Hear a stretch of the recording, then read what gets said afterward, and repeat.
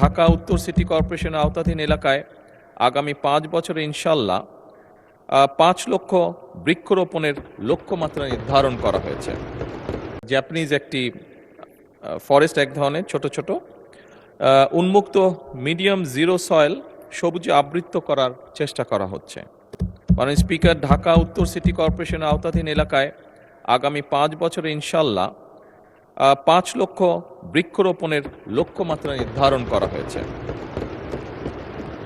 মাননীয় স্পিকার, একই সাথে মেট্রো রেলের নিচের খালি অংশে মিরপুর 12 হতে মিরপুর ডিএইচএস পর্যন্ত এবং এলিভেটেড এক্সপ্রেসওয়ে আবদুল্লাপুর হতে ফার্মগেট পর্যন্ত এই নিচের অংশে খালি জায়গায় বৃক্ষরোপণ করা হবে ইনশাল্লাহ।